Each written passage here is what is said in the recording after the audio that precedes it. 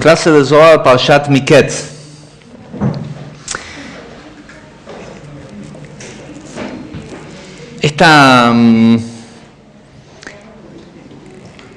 Todos los años explicamos, esta es una de las porciones poderosas desde el punto de vista del Zohar.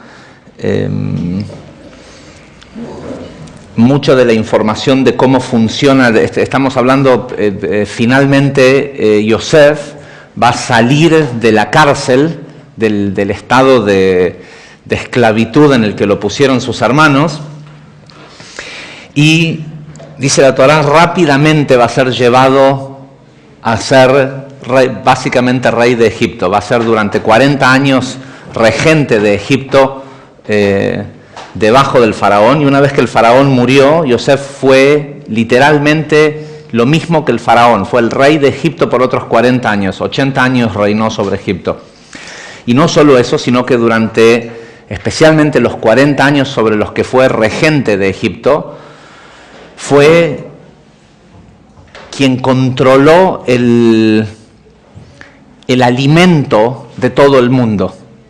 Sí, en ese momento de la historia, Egipto, la Torá lo llama el proveedor del mundo, el proveedor de la tierra.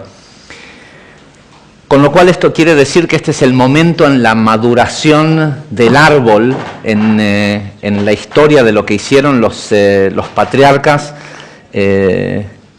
aquellos que les correspondió ser a cada uno de ellos una merkabá de cada una de las 7 sefirot, de las 6 sefirot de Zeranpin y el rey David de Malhut. El trabajo que ellos hicieron para establecer el sistema del nombre Yud-Kei Vav-Kei en la tierra, el sistema creativo y la capacidad de que el hombre pueda ser co-creador de la realidad en la que vivimos.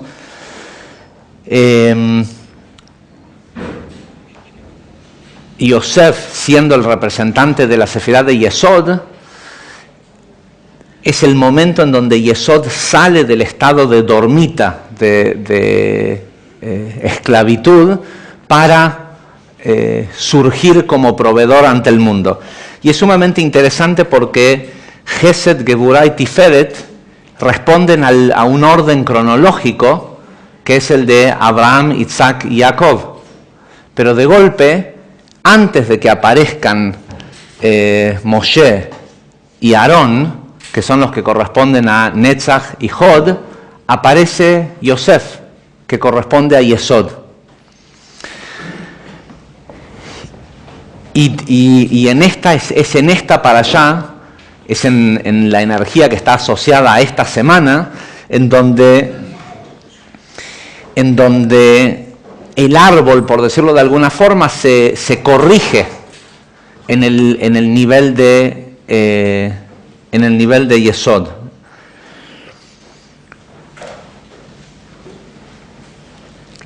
Y muchas veces ya lo hemos explicado, lo hemos leído muchísimas veces desde el Ari, que el Ari dice que el Zohar también lo dice, que el río que surge del Edén, que alimenta de vida a todo lo que existe en este mundo, tiene 3 nombres: Yesod, Yosef o Kol, ¿sí? Todo. Con lo cual esto indica que el tikkun en el nivel de Yesod es un tikkun global, es un tikkun, está más conectado con el tikkun olam que con el tikkun personal. El tikkun que la persona hace en el nivel de Yesod realmente afecta a todo. Y hay una infinidad de cosas para que se pudieran explicar, pero en una clase de Zohar de 1 hora y media es imposible. Todos los años tratamos de abordar algún tema distinto de las distintas secciones del Ari o del Zohar en esta misma parashá. Pero solo para darle un contexto general, la energía de la semana, lo que la Torá nos trae disponible con la lectura de este próximo Shabbat, es, por un lado, el perfeccionamiento del Ruach HaKodesh, ¿sí? de la inspiración, sobre todo de lo que el Zohar le llama el sueño dentro del sueño, ¿sí? el poder descifrar los mensajes que hay dentro de la incoherencia que suelen tener los sueños.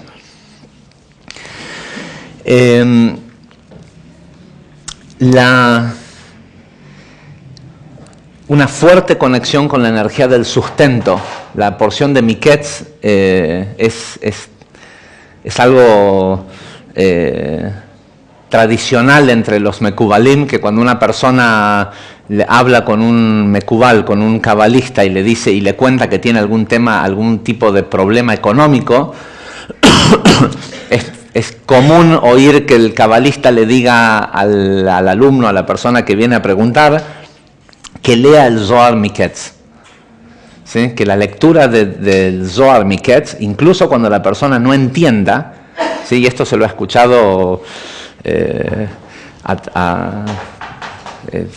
hay incluso, bueno, se lo ha escuchado a muchos cabalistas, pero hay algunos que incluso lo dejaron por escrito. Rabbi Abraham Azulay es uno de ellos, que dice que incluso si la persona no entiende lo que está leyendo porque no entiende arameo, el leer, el pronunciar las palabras del Zohar Miketz lo van a ayudar a destrabar la energía de Yesod. Y la parte que a mí me parece que es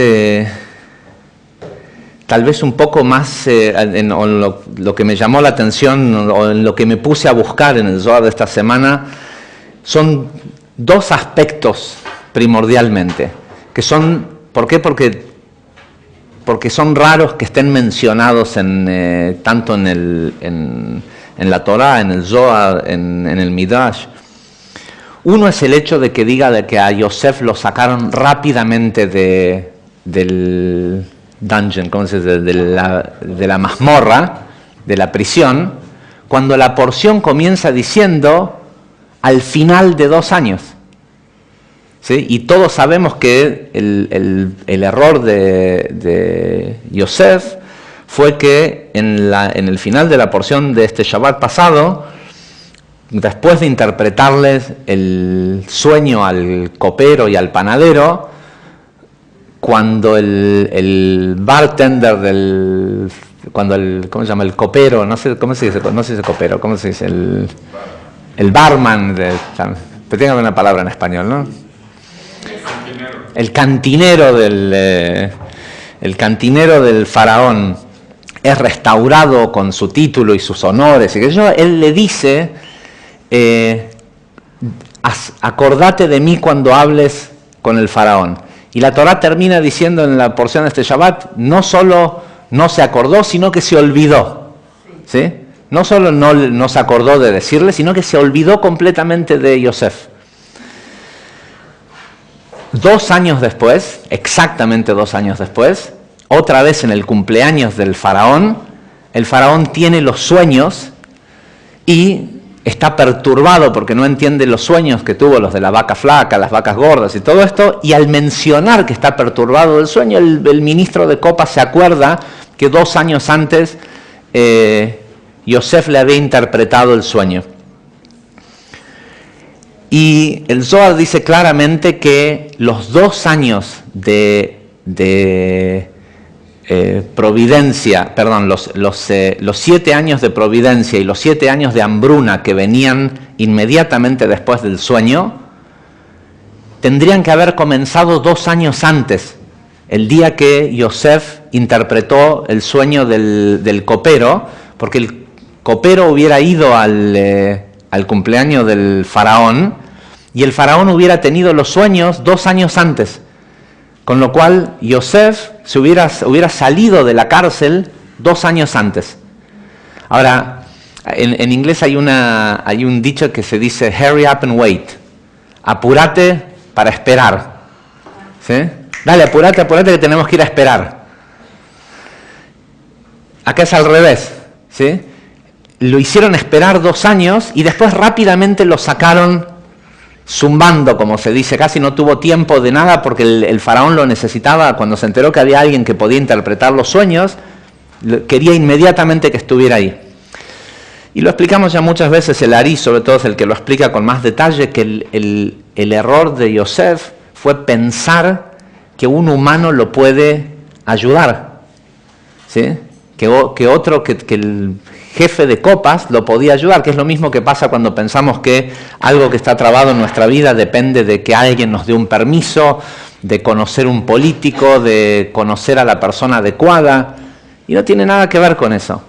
Al menos desde la conciencia de Yesod no puede nunca tener que ver con eso. Es decir, que si lograste hacer que un político te ayude, viene del político, no viene de Yesod, ¿sí? Entonces después atenete a las consecuencias de que si es o no un fluido constante de sustento, ¿sí? O si se corta cuando cambia, ¿sí? Si alguien le hubiera dicho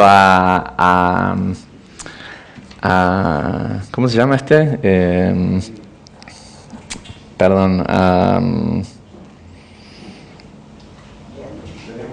No, se me fue el nombre del caso del mayor exponente. Si alguien le hubiera dicho a Cristóbal López, no le pidas al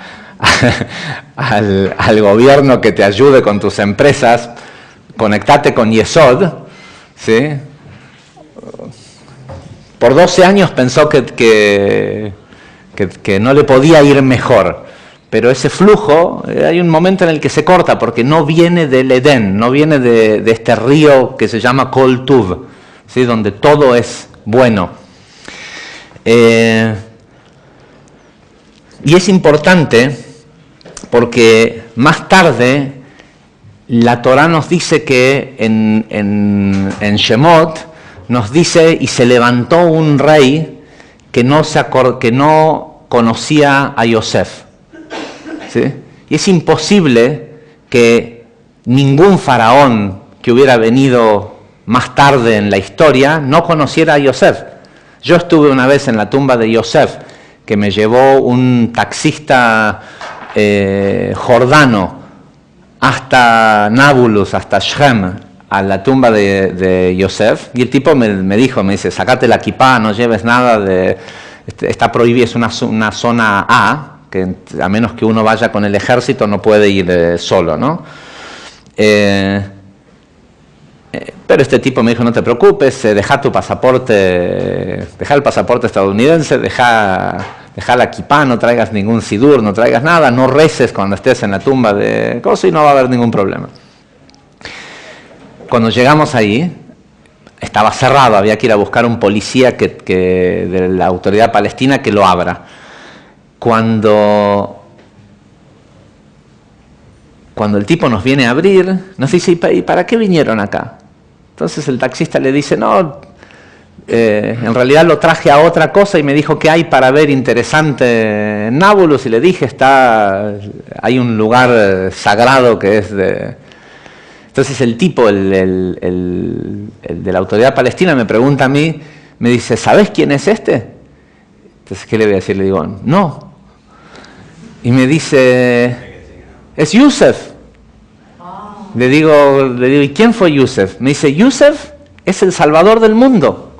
Dice, todo el mundo se hubiera, un militar palestino, me dice, todo el mundo se hubiera muerto de hambre si no hubiera sido por Yosef. Dice, uno viene acá a pedir sustento.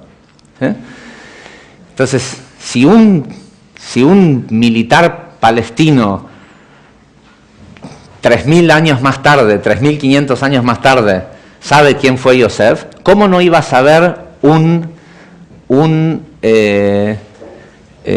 faraón, un rey de Egipto, cómo no iba a saber quién había sido Yosef si Yosef había sido rey de Egipto durante 80 años?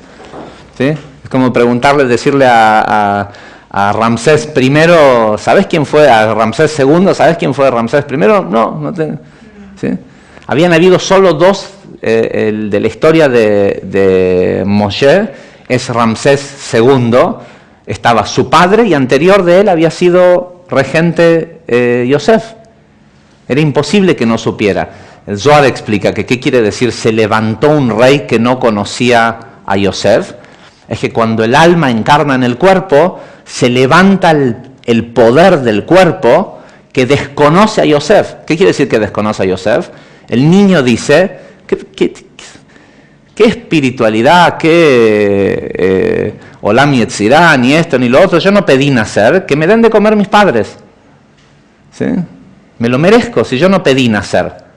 ¿Sí? Que mis padres me alimenten. ¿Por qué? Porque el niño recién nacido y hasta los 13 años, varón, 12 años mujeres, solo tiene nefesh, no tiene ruach. ¿Sí? Y el nefesh, la parte animal, solo reconoce lo físico, el mundo de Malhut. Con lo cual, que Yosef, que era la Merkabá de Yesod, le pidiera ayuda a un humano para salir de una situación complicada, era destruir todo el trabajo que venía haciendo.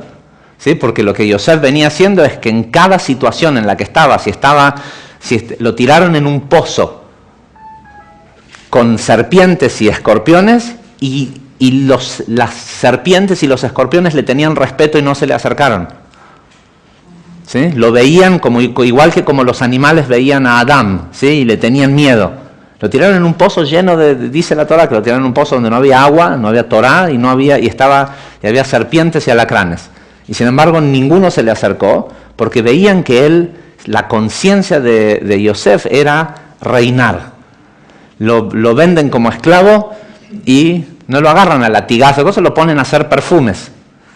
Llega a Egipto, siempre me queda la duda de por cuánto los hermanos lo vendieron por 20 monedas, por cuánto se lo habrán vendido a Potifar sí. Se lo venden a Potifar, y Potifar a los pocos días lo hace regente de la casa del ministro de Haciendas de Egipto. Va a la cárcel por culpa de la esposa de Potifar, y el jefe de la cárcel lo pone a cargo a Yosef. Él está siempre en una conciencia de Melech. ¿Sí? Melech, ¿sí? Moach Lev Kaved. ¿Sí? Siempre está primero el intelecto, luego el corazón y luego las tripas, por llamarlo de alguna forma, lo visceral. Y de golpe le da miedo. ¿Sí? Porque pedirle ayuda al tipo de copas es falta de fe. Entonces, 3 puntos que creo que son importantes para ver en esta parashá. Por las dudas que me los olvide, se los digo de antemano. Uno es el tema de la fe. ¿Sí? ¿Qué es realmente el tema de la fe? Y surge porque de la semana pasada un alumno de Ecuador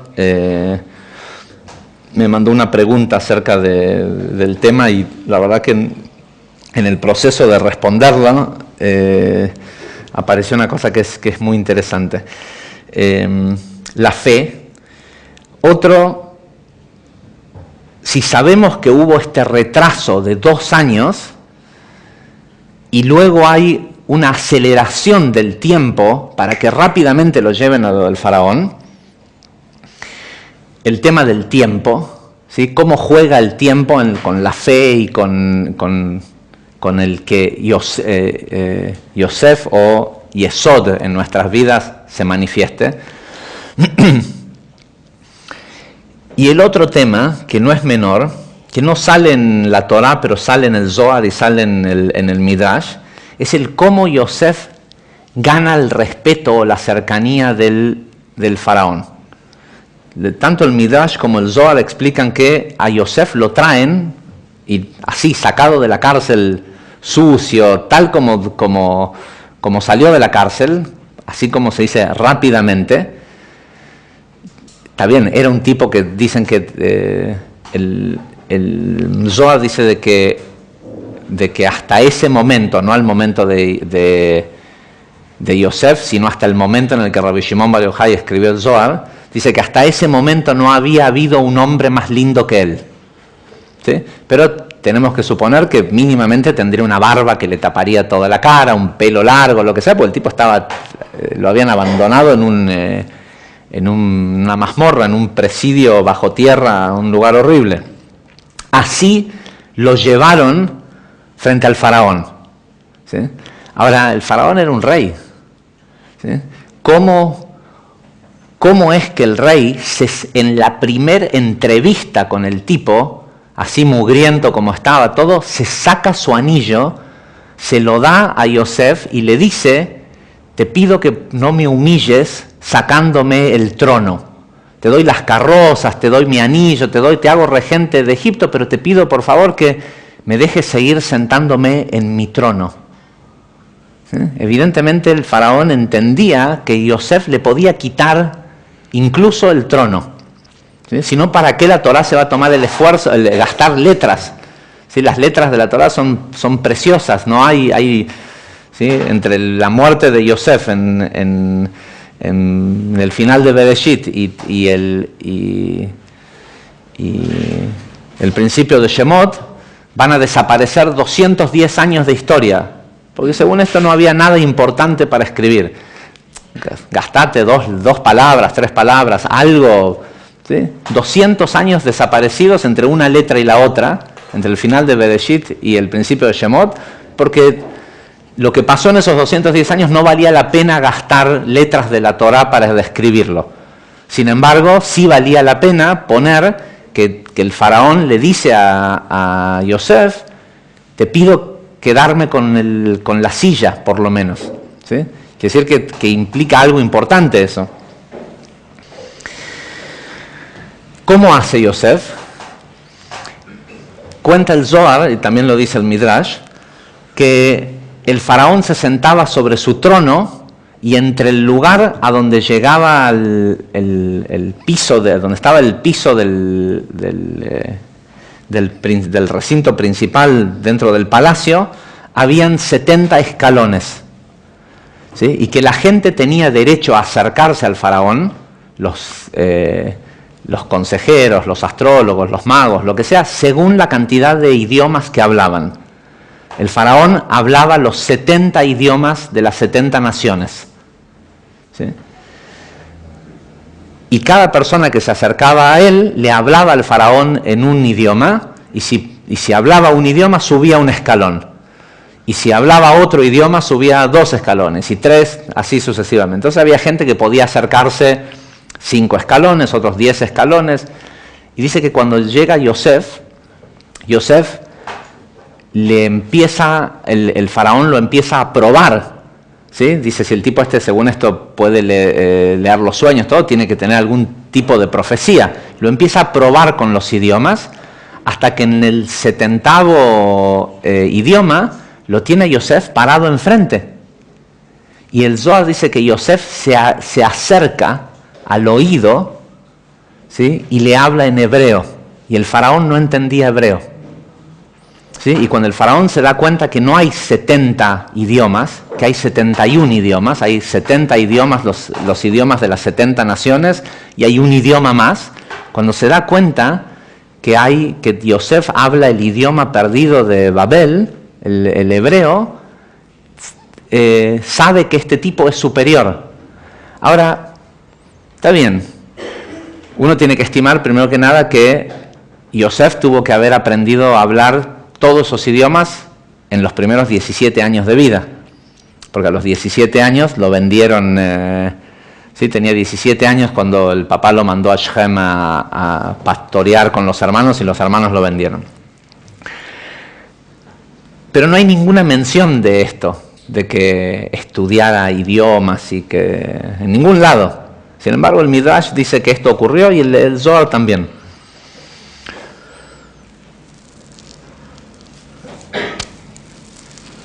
Y hay algo interesante acerca de esto,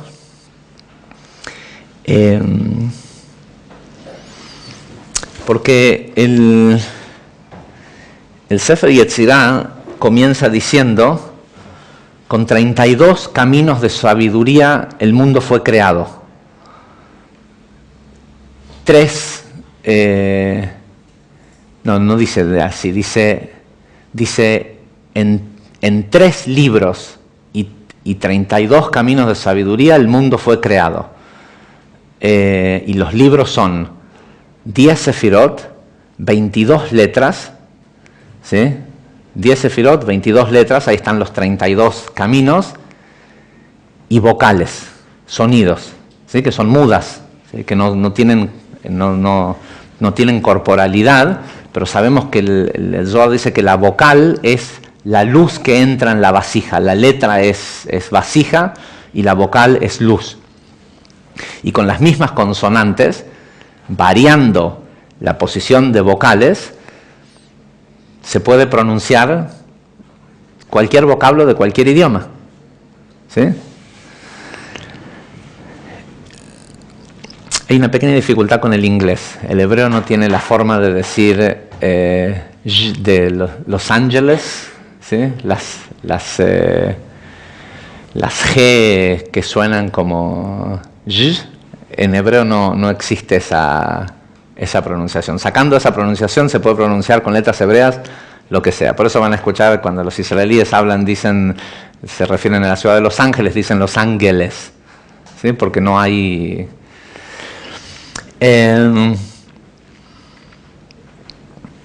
Vamos a leer un poquito de 2 secciones interesantes del Zohar de esta semana que hablan un poco de esto.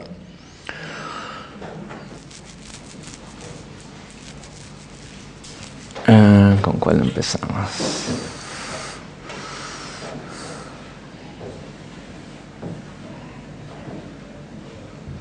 Vamos a empezar con esta.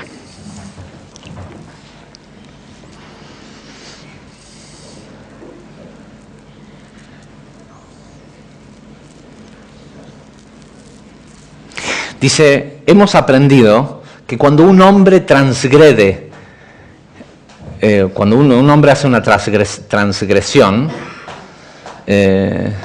la palabra que utiliza acá es averá, o sea que no es solo una transgresión, es una separación. Cuando la persona se separa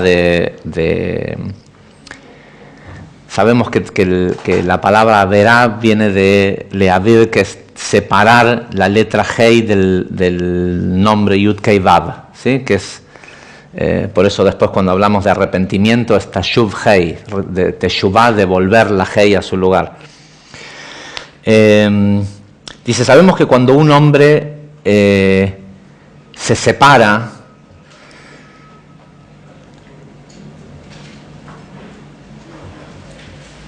dice, las leyes superiores de causa y efecto decretan un castigo inmediatamente. En el momento que la persona hace la transgresión o la separación, se decreta una consecuencia. Dice, y está, desde ese momento ya está determinado cuál va a ser la consecuencia que va a tener lo que la persona hizo. Dice, sin embargo, el Creador, en toda su eterna misericordia, Él se lleva al hombro el peso por nosotros. Y de esta forma inserta tiempo. ¿Sí? Inserta tiempo para demorar la llegada de esa consecuencia y que la persona no reciba inmediatamente el castigo por su crimen. Esta postergación temporal que es ilusoria, ¿no? Porque es tiempo, esta postergación temporal le da al hombre la oportunidad de hacer teshuvah, de arrepentirse y de solucionar ese lugar de desigualdad en el que puso a la realidad.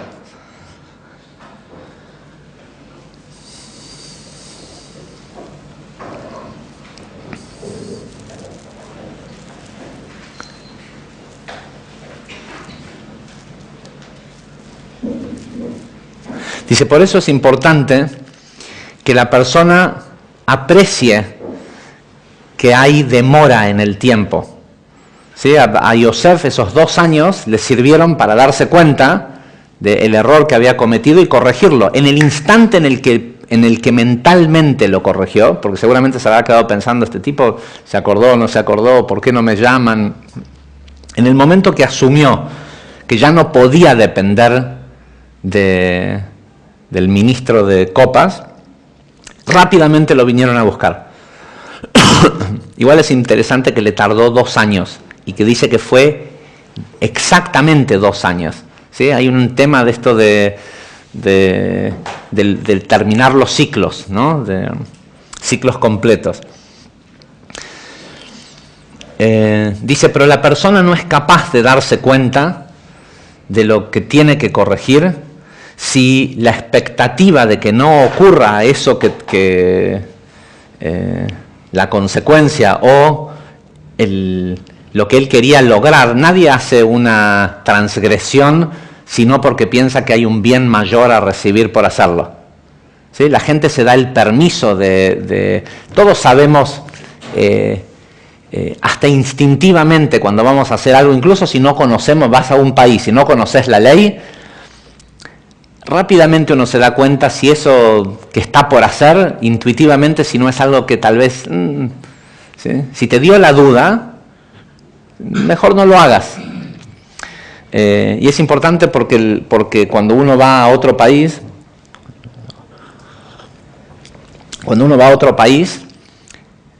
o cuando está en un país que no es Israel, se somete a la ley del ángel regente de ese país. Entonces, a veces pasa, no hace mucho tiempo en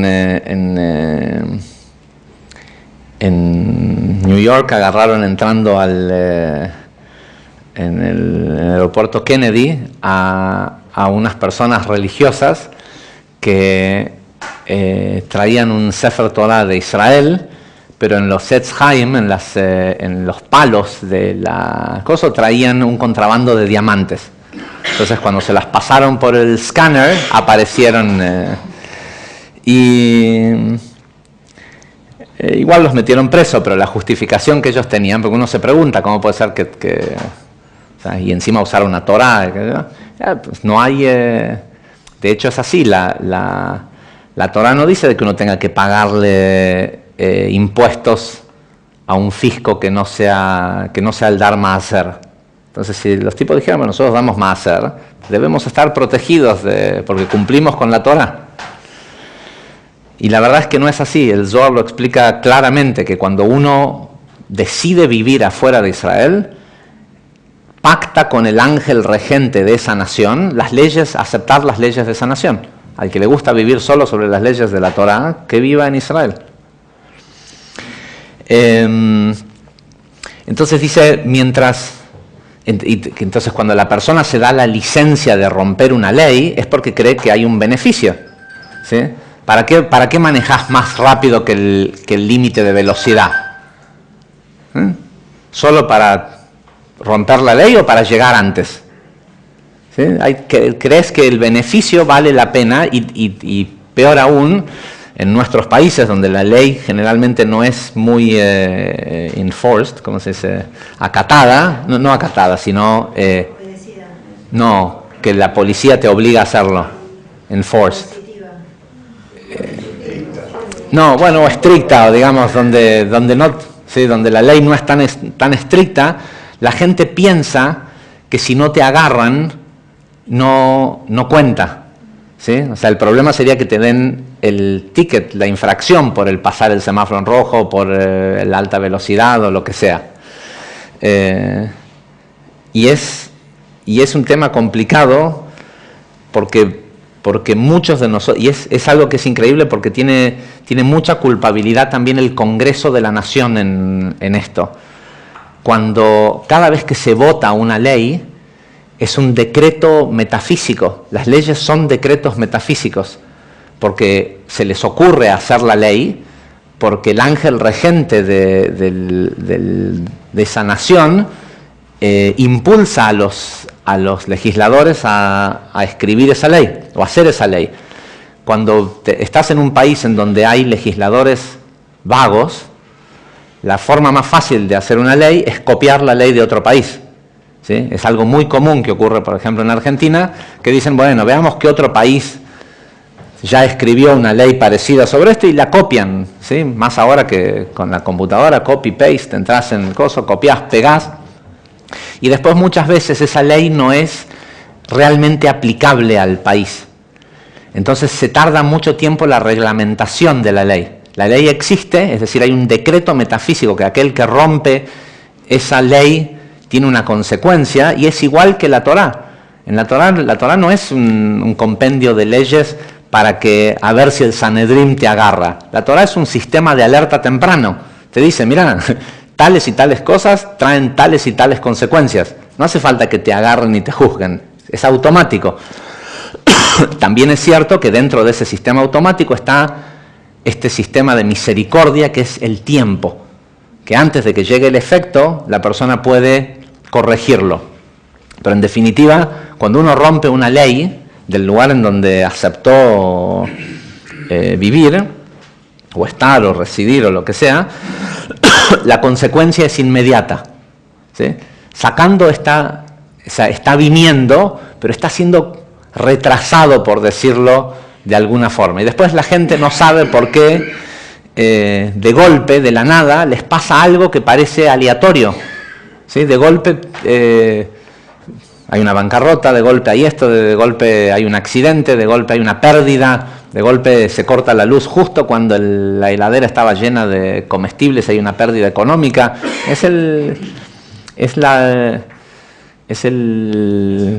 ¿Cómo se llama?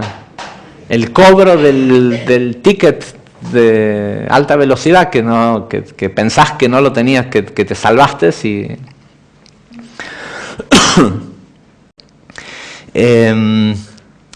Entonces dice, para que la persona pueda darse cuenta, le conviene a la persona siempre mantener una perspectiva y una visión positiva de lo que le ocurre todo el tiempo, ¿sí?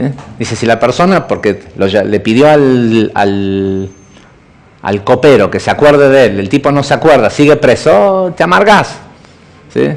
Bueno, no salió, el tipo no me dio la ayuda, qué sé yo.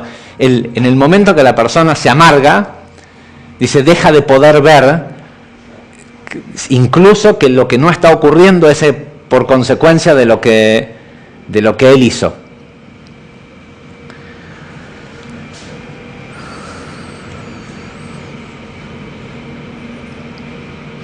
Ahora, es común que esto ocurra en el Zohar. De golpe, la conversación salta al hecho de que una vez que Yosef se convierte en regente de Egipto, Jacob recupera supuestamente la visión, recupera la visión profética. El Zohar acaba de decir que no es cierto, que no la recupera. El Rashi dice que sí, que cuando dice y Jacob vio que había provisiones en Egipto es porque le había vuelto a la inspiración divina. Dice, este es el versículo 84 del Zohar de esta semana, dice, y Jacob vio que había provisiones en Egipto. Esto es el capítulo, así empieza el capítulo 42 de la parashá de esta semana. Dice, este versículo es difícil de entender. Dice, porque la Shejina se había retirado de él cuando Yosef fue vendido como esclavo. Por ende, ¿cómo pudiera él haber visto que había provisiones en Egipto?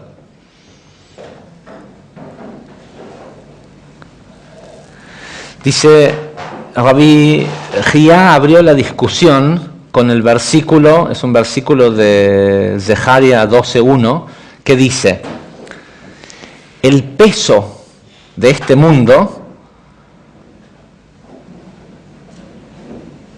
perdón, no me equivoqué, dice, ¿cómo se dice? Sí, dice, el peso de la palabra de Dios en este mundo le concierne únicamente a Israel.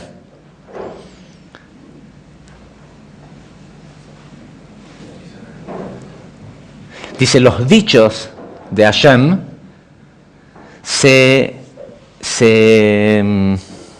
¿cómo se dice? Se estiran o se esparcen a través de todos los cielos y se convierten en la fundación, en los cimientos de la tierra, y en ella, en la tierra, el Creador forma el espíritu del hombre dentro de él. ¿Sí? Dice en la tierra, pero dice dentro de él. ¿Sí? Acá el conflicto de este dicho va a ser el por qué sigue diciendo dentro de él. ¿Es adentro del Creador o es en la tierra en donde se forma el espíritu del hombre?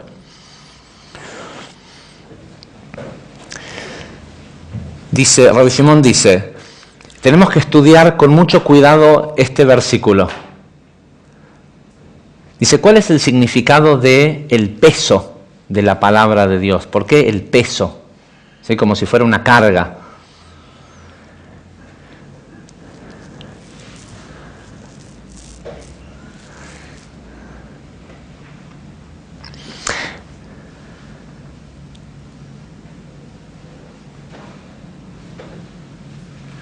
Y hace una explicación rara que dice porque sabemos que el peso de la palabra de Dios, cuando se usa referente a juzgar a las naciones idólatras, está hablando de algo positivo.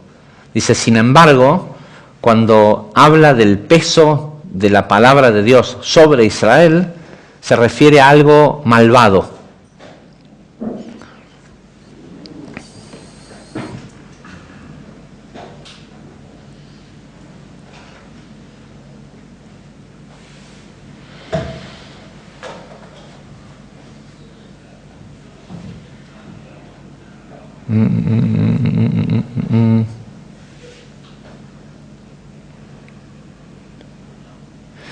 Dice, ¿a qué se refiere cuando dice las siguientes palabras?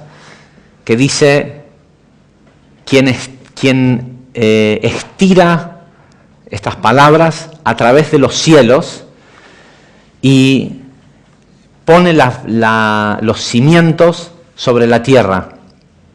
¿Por qué se le agrega y forma el espíritu del hombre dentro de él? ¿No hubiera sido suficiente que diga forma el espíritu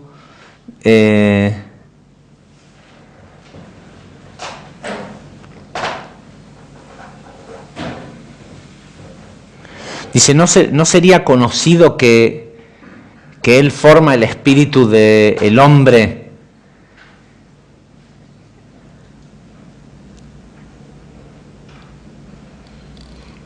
Es difícil de traducir esto, ¿eh?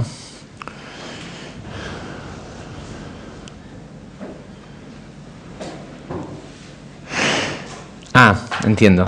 Dice, ni siquiera se nos ocurriría pensar de que el espíritu del hombre es formado dentro de él si no fuera porque así está escrito.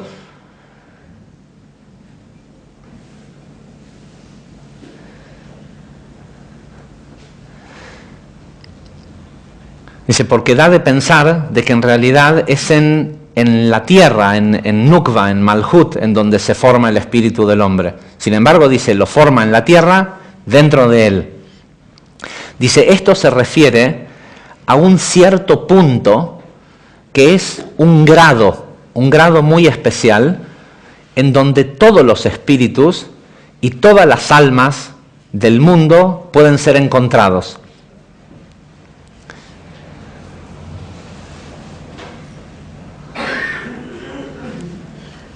Dice, y es el lugar en Nukva, en lo femenino, en Malhut, en donde tanto los espíritus como las almas, es decir, el Ruach y Neshama, de todos los seres inferiores vivientes, es por donde entra al mundo, por donde entran al mundo.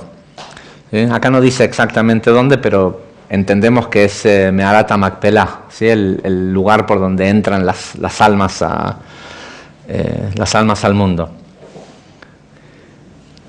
Rabbi Shimon continuó diciendo, aún así este versículo es difícil de entender, porque dice, forma el espíritu del hombre. Y eso podría ser suficiente con que diga que el Creador forma el espíritu del hombre. El problema está en que diga, lo forma dentro de él. Dice, ¿cuál es la respuesta a esto? Dice, se trata de un secreto. Este es el secreto de los dos lados, es decir, de Yesod y de Nukva, ¿sí? De lo masculino y lo femenino. Puesto que es desde ese río del cual surge y proviene,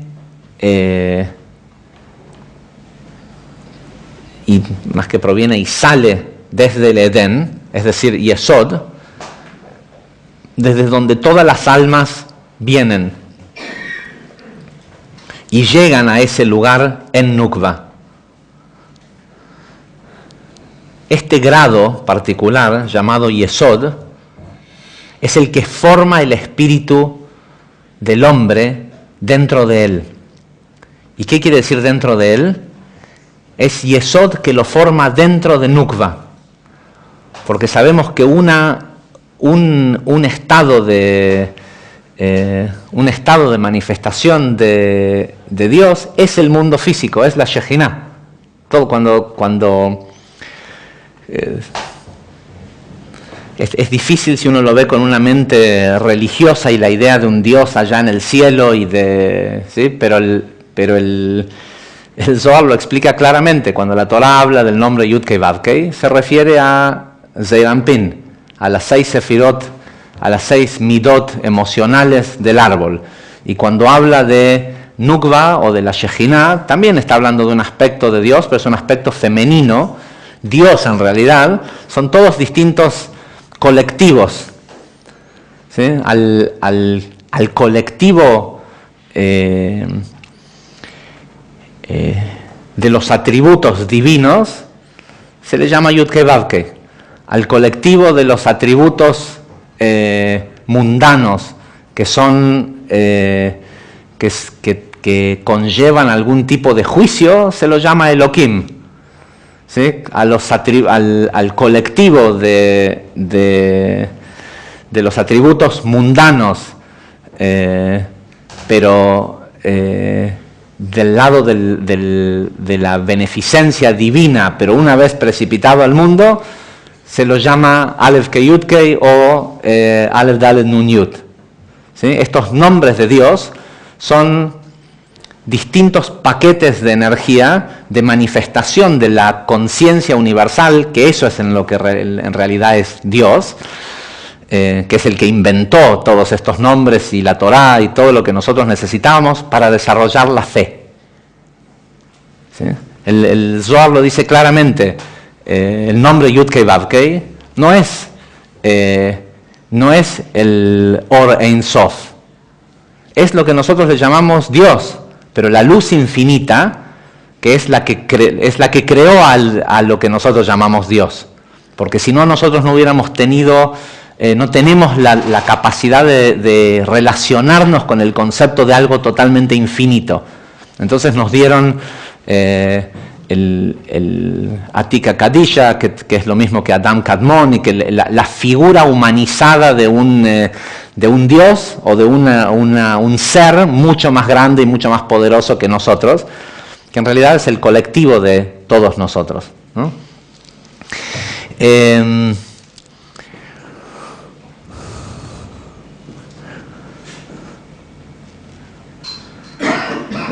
Dice, esto es parecido a lo que ocurre en una mujer cuando está embarazada.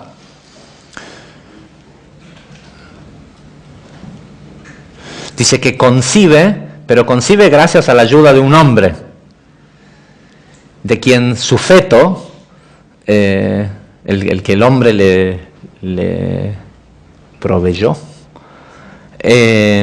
o le ayudó a fabricar, presiona contra sus intestinos hasta que está totalmente formado en la barriga de la madre.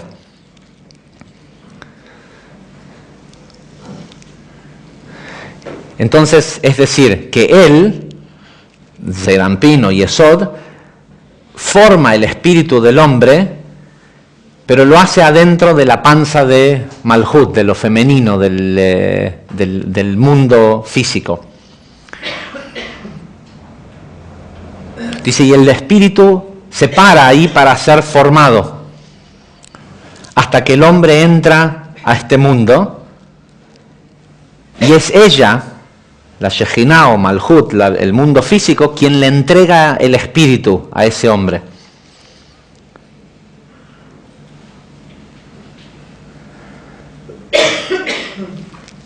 Sí, les prometo que al final de todo esto hay algo que une todo, ¿eh?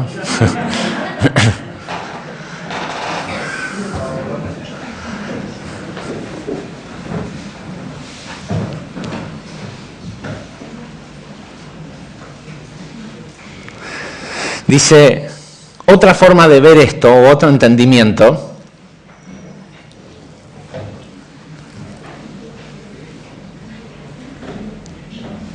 es que cuando el hombre es creado,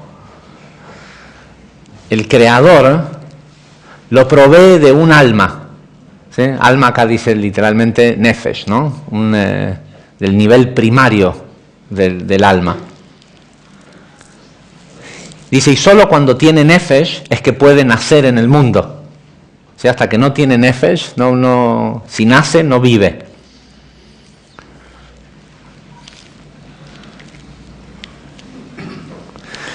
Dice, y en esa instancia, el ruach, el espíritu, encuentra que no hay lugar para él en ese cuerpo.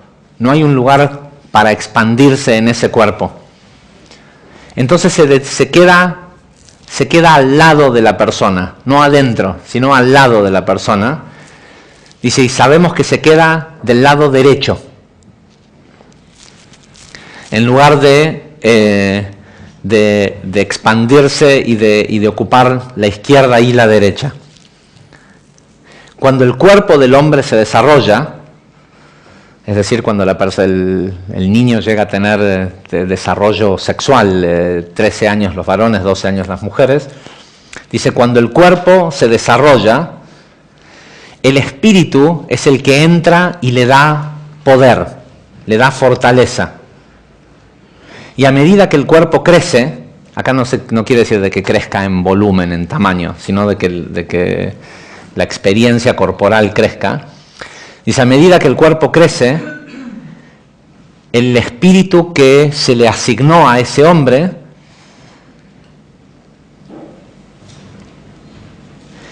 continúa incrementando su fortaleza. Y esto también quiere decir, es la respuesta de lo que quiere decir, forma el espíritu del hombre dentro de él. Es decir, dentro de él, no del creador, sino de él, del hombre mismo, a medida que la persona va creciendo espiritualmente, o sea, el crecimiento espiritual es la adquisición de mayor cantidad de ruach. Y a mayor cantidad de ruach, pero esto es importante verlo desde este punto de vista. Estamos hablando de que el lugar de donde proviene es Yesod, con lo cual la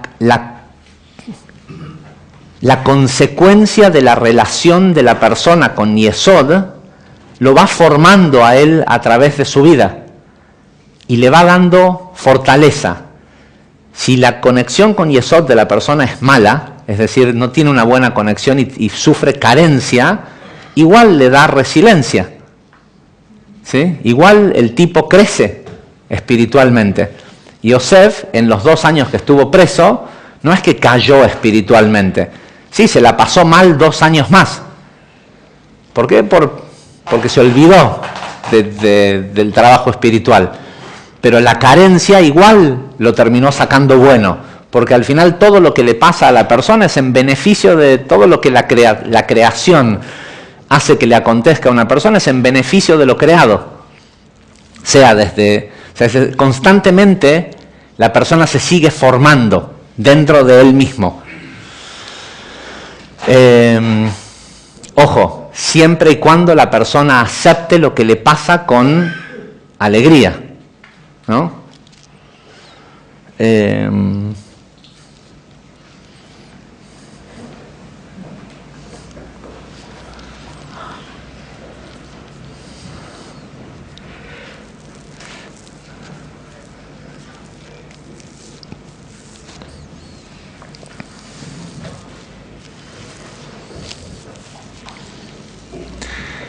Ahora bien, dice, cuando este espíritu se siente perdido, ¿sí? A nosotros no nos pasa, ¿no? Pero a veces uno pone una buena cara y sonríe, pero dice, ¿hasta cuándo va a durar, ¿sí? La cárcel, la situación caótica, ¿sí? Estar preso de una cierta carencia?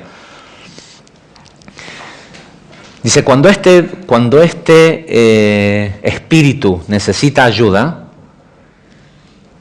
entonces es perfeccionado desde arriba de acuerdo al mérito de la persona, es decir, a con qué actitud afrontó ese tiempo difícil, es decir, si perdió o no la fe. Es perfeccionado desde arriba de acuerdo al mérito de la persona y a la condición de su cuerpo. ¿Sí? Esto es algo interesante, ¿eh? A la condición de su cuerpo. Si prestan atención, no vamos a hablar del caso no vamos a hablar de África, donde la gente realmente se muere de hambre. Pero en lugares en donde la gente no se muere de hambre, pero vive carencias económicas, es muy común que a mayor carencia económica la persona esté más gorda, ¿sí? Tienda a engordar. Entonces uno puede decir, sí, no, pero es porque no come proteínas y porque solo come harinas. Bueno, pero ¿cuánta harina come? ¿Sí? Y en realidad no es cuánto come, es esto hoy lo sabemos científicamente, la percepción que la persona tiene de la realidad que lo rodea aumenta o disminuye su metabolismo. La persona pierde un montón de dinero, Hasbe Shalom, en un negocio, en lo que sea. Hay generalmente dos tipos de personas. Está el tipo que dice, bueno, me caí, me tengo que levantar lo antes posible, y está el oso, el que hiberna. ¿Sí? Lejos quedó. Y está el que hiberna. ¿Qué quiere decir el que hiberna? El que percibe que el mundo es carente, ¿sí? Que no hay suficiente, que si él perdió esa cantidad de dinero y ahora no tiene, es porque no hay en el mundo. Entonces esa carencia, la percepción de que el mundo no es un mundo abundante, le despierta arquetipos animales que vienen del cuerpo físico, de la corteza reptiliana del cerebro. ¿Y qué dice el reptil, o el animal, el oso? No va a haber comida. Como no va a haber comida, hay que entrar en un letargo, en una disminución del metabolismo, casi quedarnos como muertos, ¿sí? Por la cantidad de tiempo que sea, hasta que vuelva la primavera. Lo que pasa es que el hombre no vive de que si viviera en el campo y comiera de los árboles de la fruta, está bien, cuando vuelva la primavera va a haber comida otra vez. Pero esa espera a veces es toda la vida. Hay gente que se queda como un oso hibernando. ¿Sí? La depresión es eso. Es una especie de muerte en vida, que es lo mismo que hace el animal cuando lleva su estado metabólico a estar casi como muerto.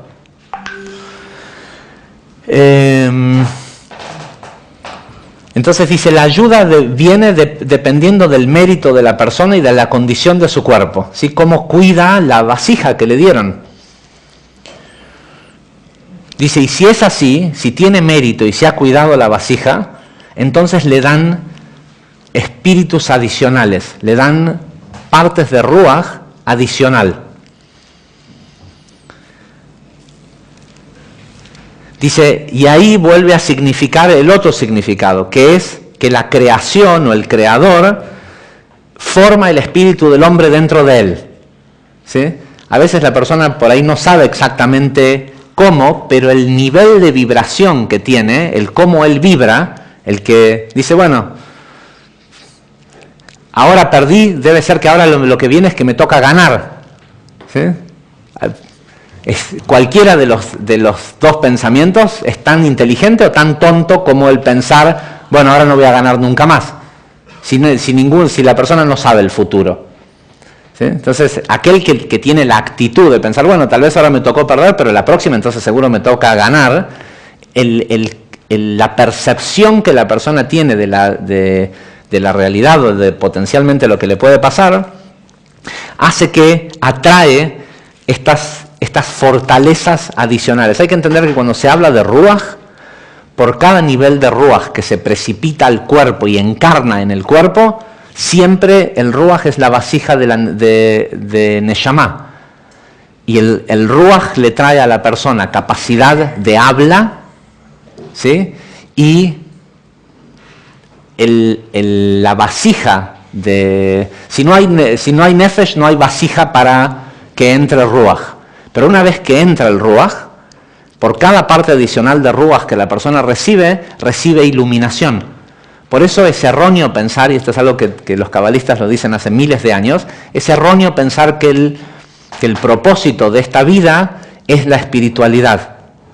La espiritualidad no es a lo que nosotros vinimos a este mundo. Vinimos a obtener espíritu, porque por cada medida de espíritu viene una medida de iluminación.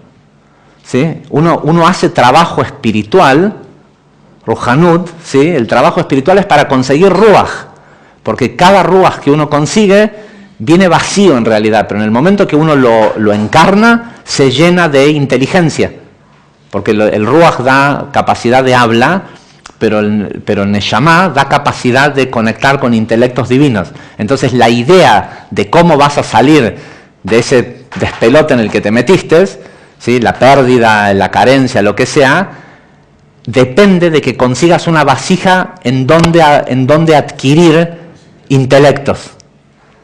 No, los mojín no pueden entrar en una persona que no tiene ruaj adicional vacío para que entre nuevo intelecto.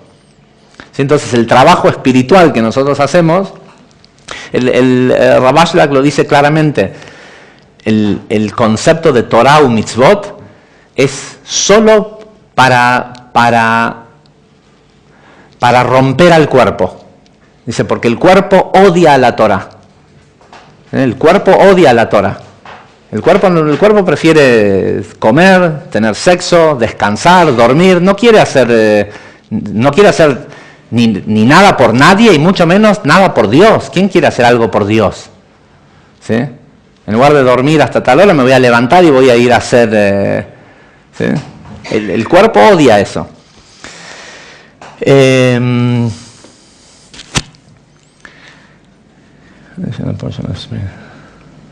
Dice, y esta porción adicional que entra en el cuerpo expande el deseo, ¿sí? Reactiva a la persona. Dice, vengan y miren.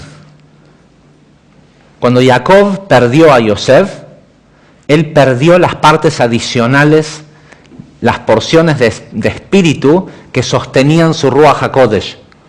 ¿Sí? Para el momento en que Jacob le había ganado al ángel de la muerte en la pelea antes de encontrarse con Esab, era tal el nivel de vasija que tenía, que el Ruach que él tenía le permitía materializar cualquier cosa física en el mundo, tenía total control sobre el mundo físico.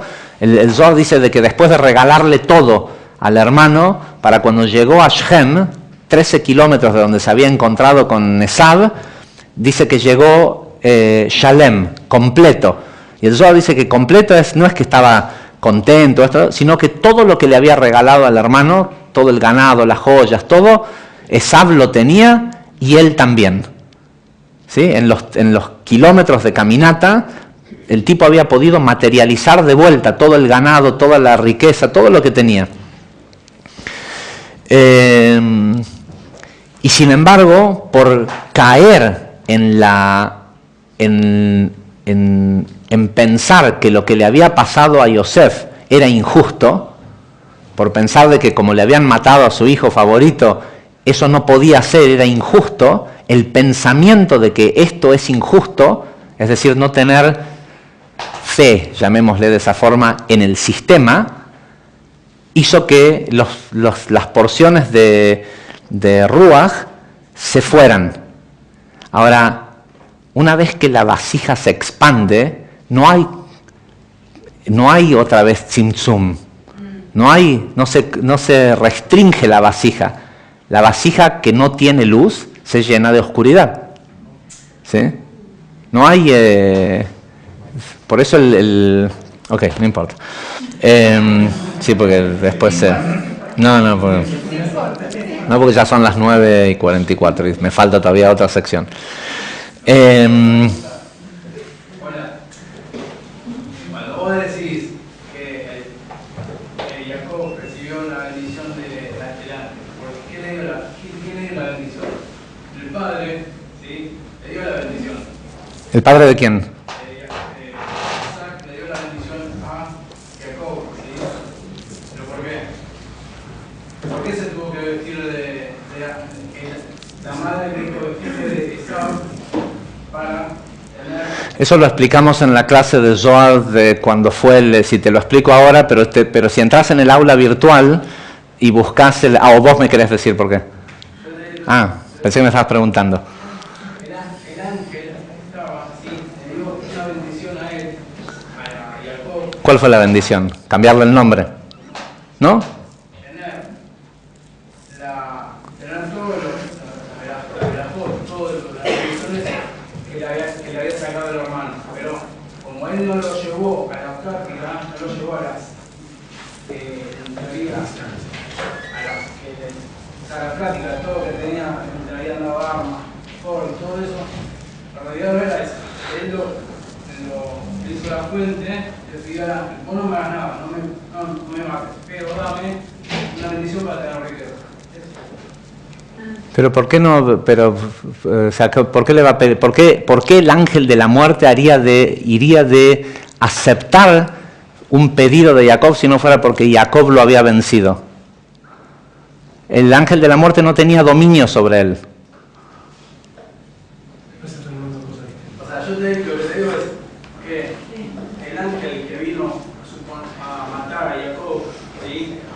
Jacob le pidió una bendición para que no lo mate. Y esa bendición era que le dé riqueza. Ok, no es lo que dice el Zohar.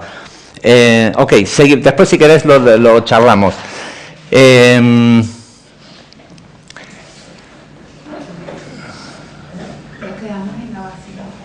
Sí.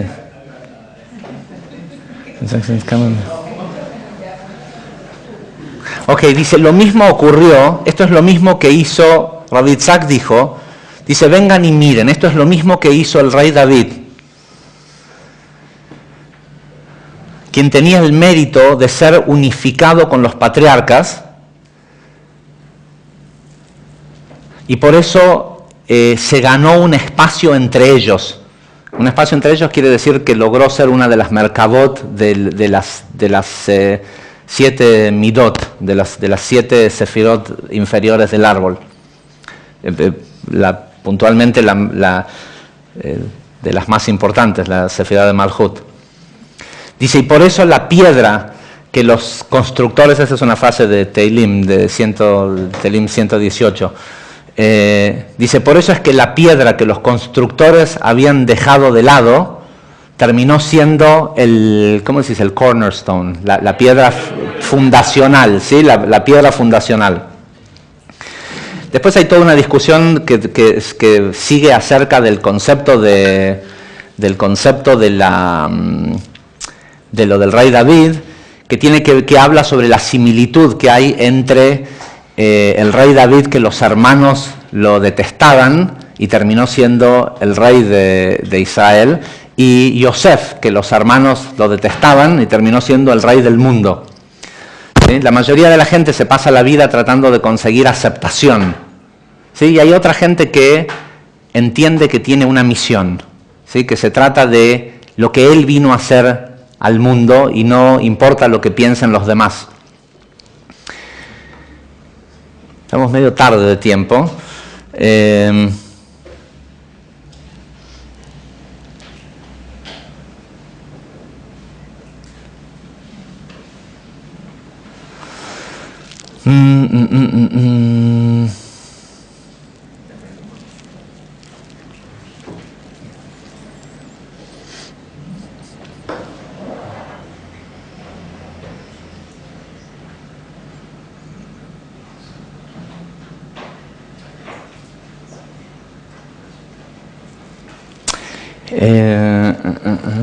Pasa que es muy larga esta sección, estoy viendo a ver si lo resumimos.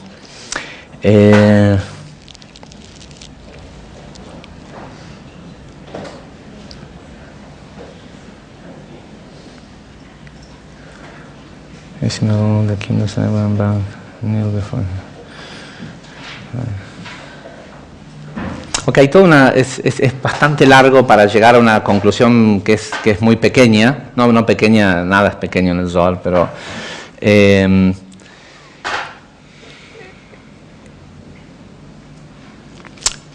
hay una...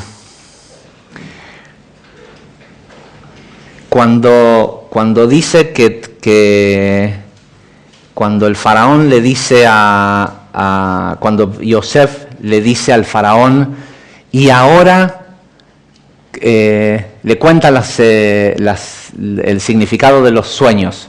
Y después de que le cuenta el significado de los sueños, le dice, y ahora es tiempo que pongas a un hombre sabio a que dirija, ¿sí? Y esto lo explicamos el año pasado en la porción de Miketz, de que cuando se dan, hay tres condiciones. No quiero entrar en mucho detalle porque está en la explicación del año pasado. Cuando se revelan ciertas profecías, es necesario que cambie quien gobierna, ¿sí? Que cambie quien...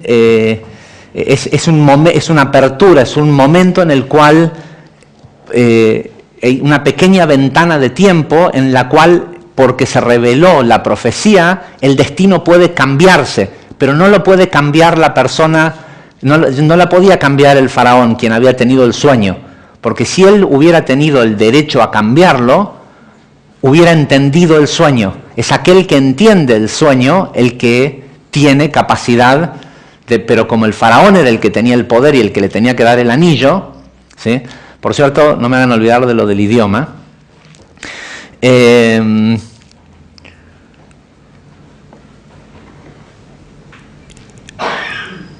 le dice,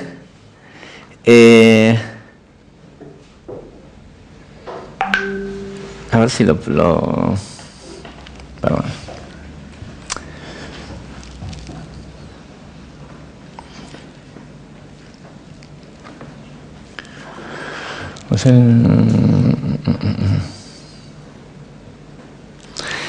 El Zohar dice lo siguiente, dice cuando estamos ya en el versículo 108, dice cuando nuestra parashá dice Veatá y ahora, esto es atá escrito con ain, no es de y tú, ¿sí?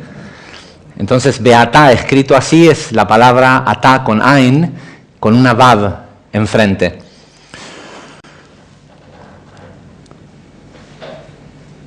Dice, y ahora mi cabeza debe ser elevada.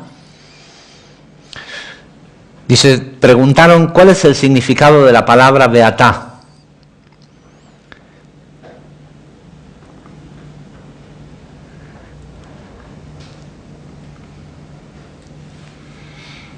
Dice, ¿por qué no puede ser interpretado como tú? ¿Sí? ¿Por qué la Torá lo interpreta esto como y ahora? Rabbi Yehuda dijo, hemos aprendido que tiempo, es un grado superior. Que el tiempo en sí es la letra Hei del nombre Yud Kei Vav Kei, la última letra Hei. dice que representa la Shejinah, la cual es llamada Atá, ahora.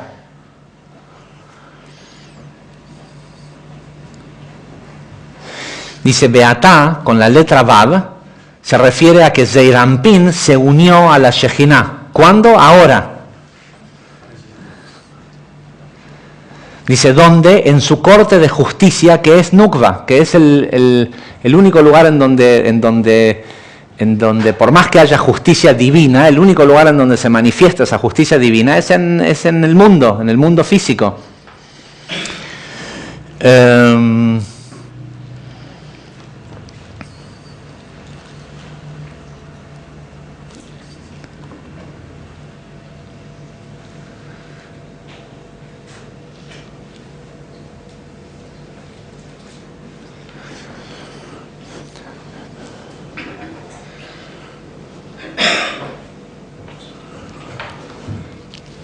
Si no quiero entrar en más porque es muy larga, porque ahora continúa expandiéndose en las explicaciones de cada palabra de esta frase.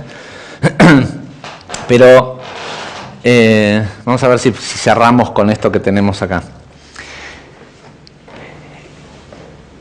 Yosef estuvo 2 años más preso hasta que recobró el estado de conciencia de rey, de dominio, de entender que de lo que se trata es de la fe.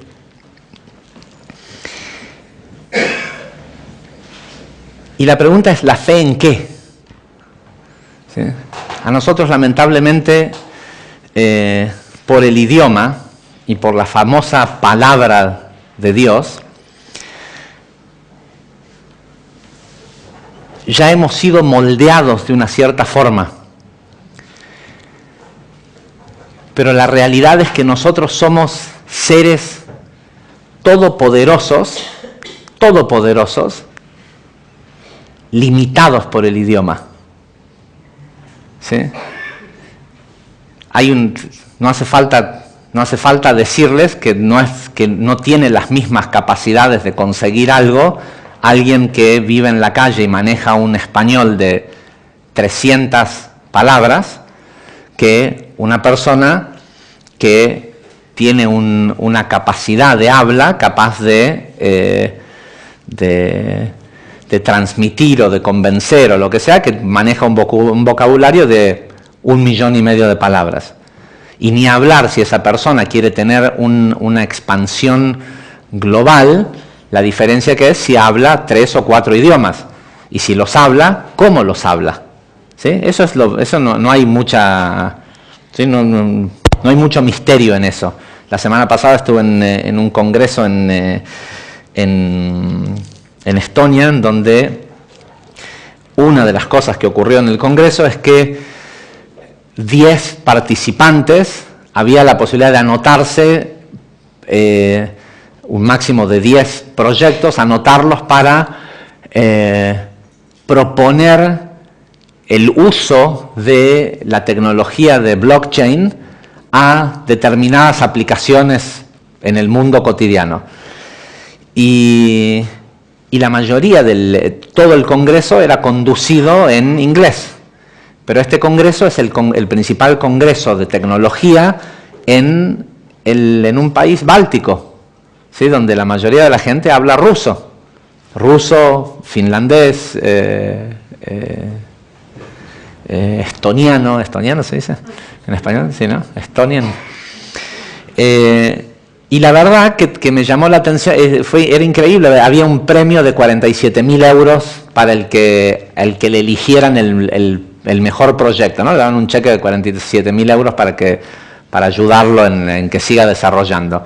Y yo me quedé y los escuché, duraba solo media hora, les daban solo 5 minutos a cada tipo, y duró 45 minutos más o menos la exposición. Habían algunos que expusieron en 1,5 minutos, era así muy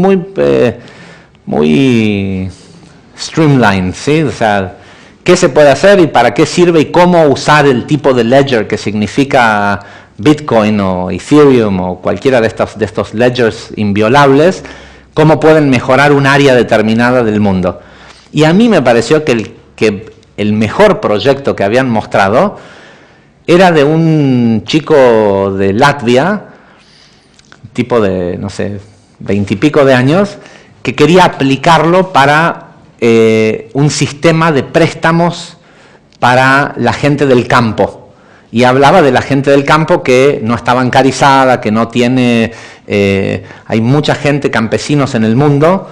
El tipo tenía estadística, decía que hay alrededor de 90.000 millones de dólares anuales que los producen, de producto del campo, que lo producen gente que ni siquiera tiene documento, ¿sí? Que no tienen... que no pueden ni siquiera ir a un banco a pedir un préstamo contra la cosecha o lo que sea, porque ni siquiera los anotaron. Entonces hay un tema de IDs biológicos y cómo vincular esto. Bueno, a mí me pareció que era genial, pero el tipo hablaba muy mal inglés, muy mal, y los jueces todos hablaban inglés. ¿Quién ganó? El único británico que expuso, que sí estaba buena la idea, pero el tipo en 3 minutos, por la calidad de su forma de hablar, transmitió una idea de una forma que era convincente, ¿sí? Y realmente se veía que, a mí por lo menos me pareció, tal vez no soy quien para juzgar, pero no parecía que era el mejor proyecto, pero era el que mejor hablaba.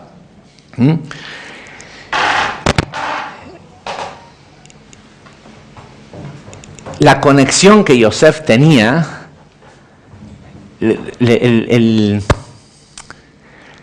nosotros no nos damos cuenta. Ojalá les pudiera transmitir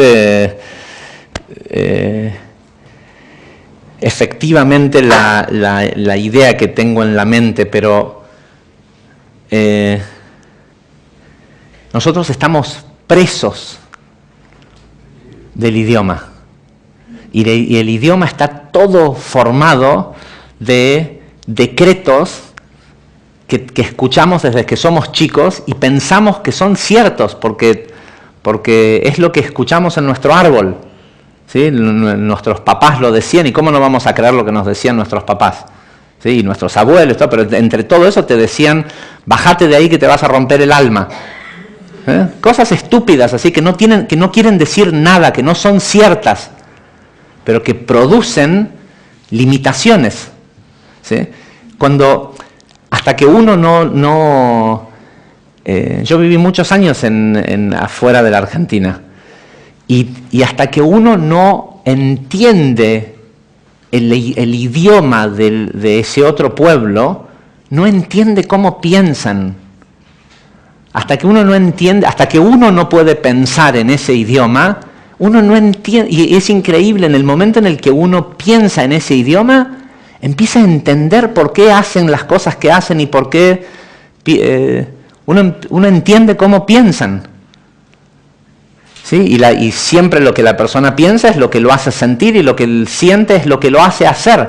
Entonces se manejan y se conducen de una determinada forma, incluso en los países donde se habla español, pero de forma distinta, ¿sí? Vas a Venezuela y se habla de una forma, vas a México y se habla de otra forma, vas a España y se habla de otra forma. Y hay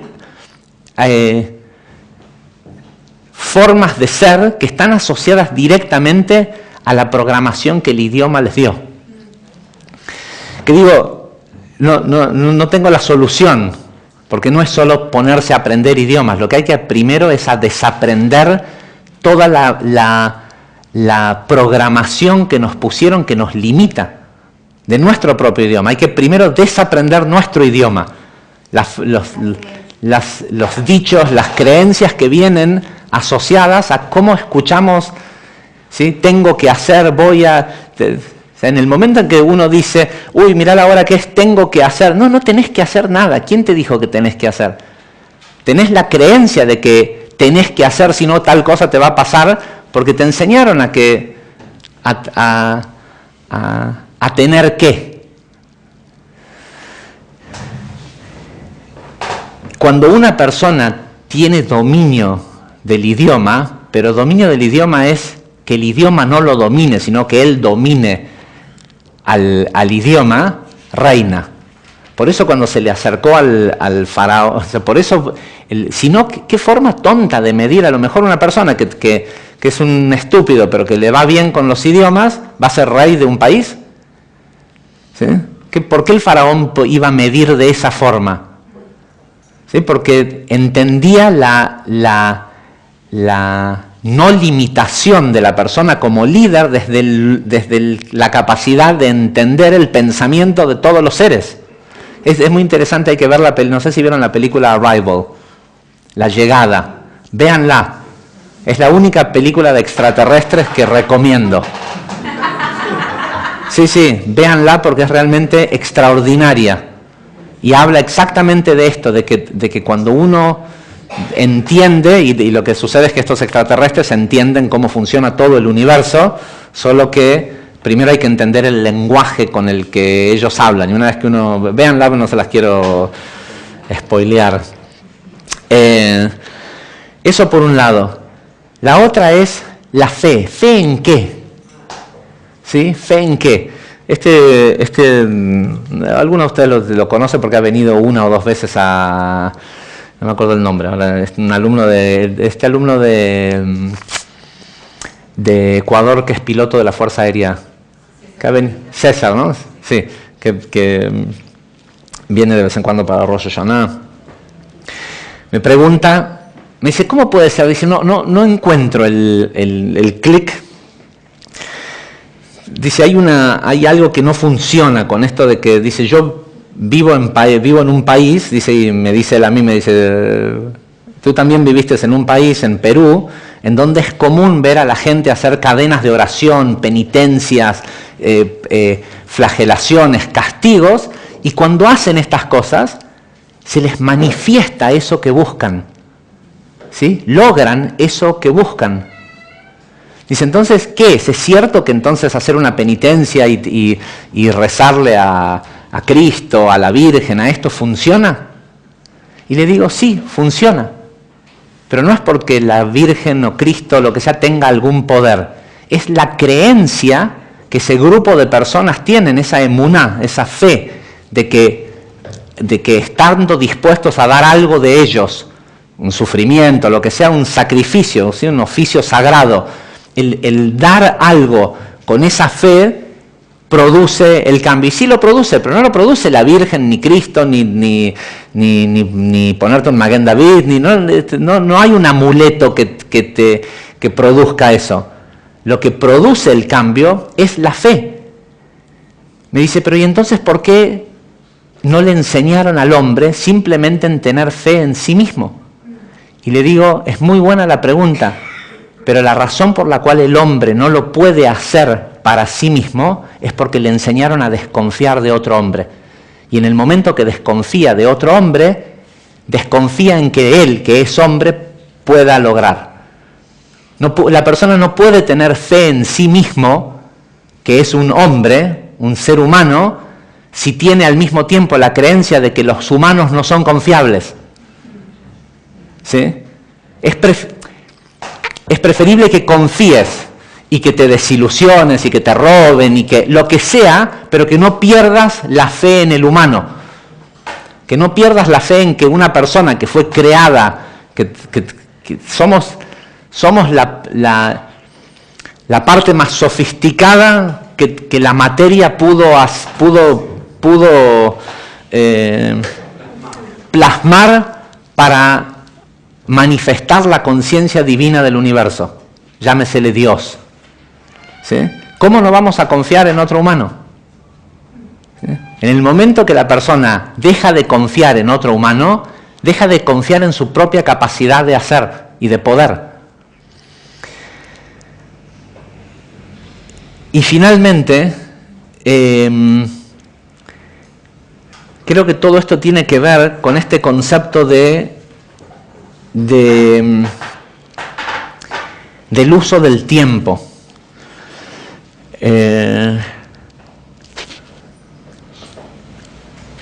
Por un lado está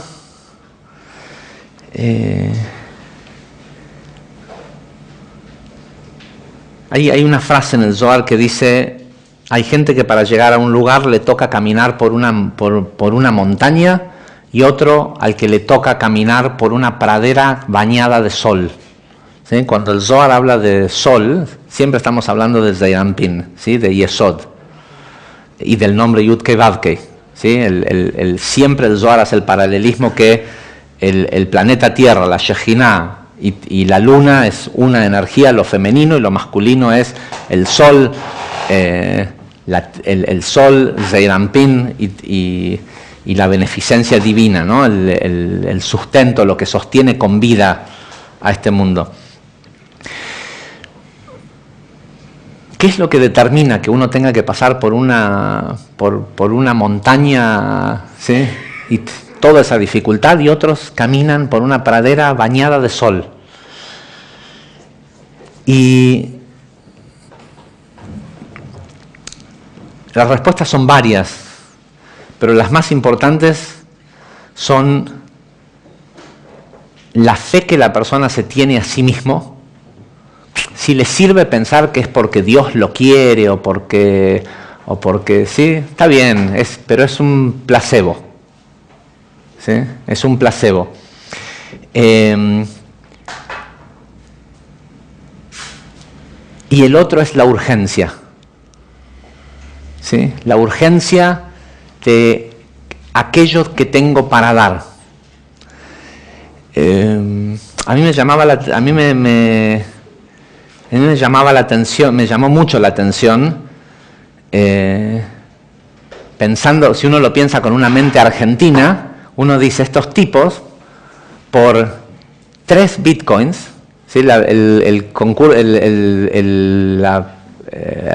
congreso este estaba auspiciado por algunos de los fabricantes de las monedas encriptadas más importantes del mundo, ¿sí? Entre ellos Dash, Ethereum, Bitcoin.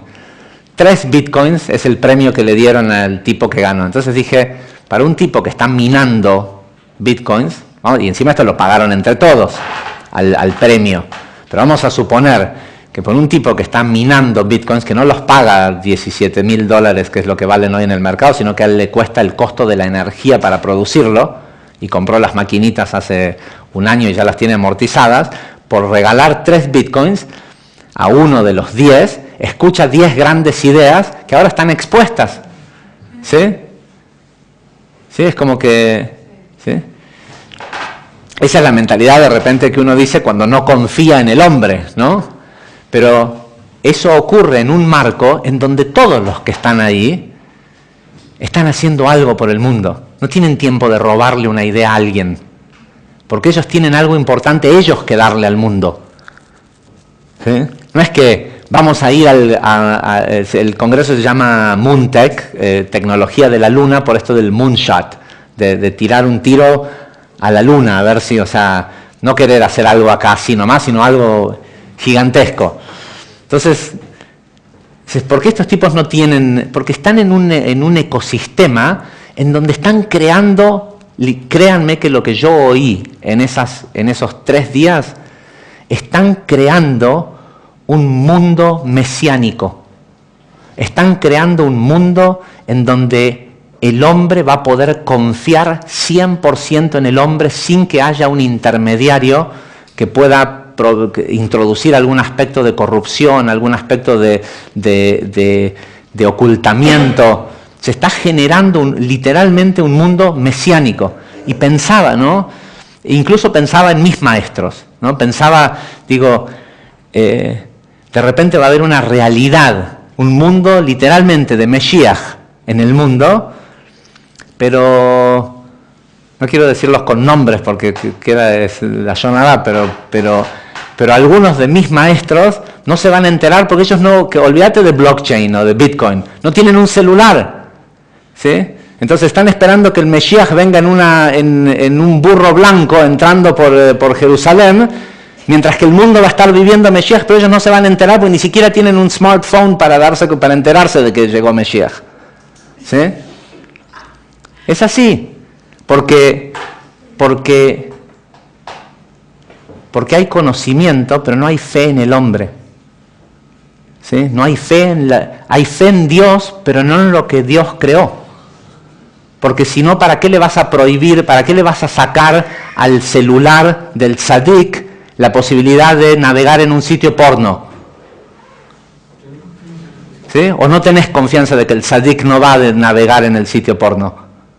¿Sí? ¿Para qué para qué tener teléfonos en Israel? Hay teléfonos kosher, les llaman. ¿Sí?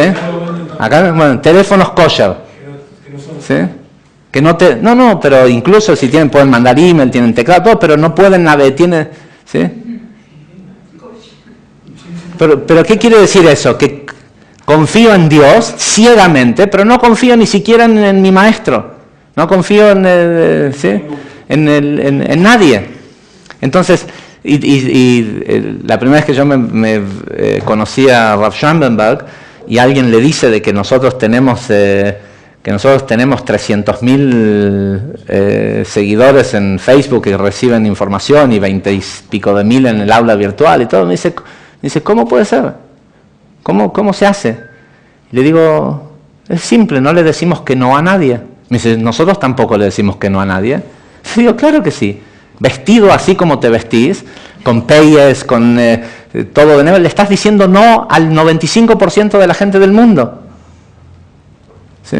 Hay un escrito de Rav Ashlag que habla específicamente de que la Avodat Hashem es llamada Avodat Hashem porque es Dios el que desciende al estado del hombre, ¿sí? para elevarlo, que al que más le cuesta trabajo esta creación es al Creador. Por eso no es llamada Avodat Adam, el trabajo del hombre. Al que realmente le cuesta trabajo este mundo como está es a Dios. Y el ejemplo que Rav Ashlag da dice, si un maestro realmente le quiere enseñar a sus alumnos, y los alumnos son un grupo de adolescentes rebeldes, dice, se va a vestir como ellos, va a ir y va a jugar al básquet, dice Rav Ashlag. Va a ir y va a jugar al básquet los domingos con ellos, dice, hasta que le tengan confianza. Dice, y desde ahí los va a elevar, no desde mostrarse distinto a ellos. Dice, y eso es lo que hace el Creador. La creación es Dios descendido a nuestro estado para ver si conseguimos Dvikut Hashem, si conseguimos adhesión con Él. Y la pregunta es ¿qué es lo que hago hoy? ¿Sí? ¿Qué es lo que voy a hacer hoy?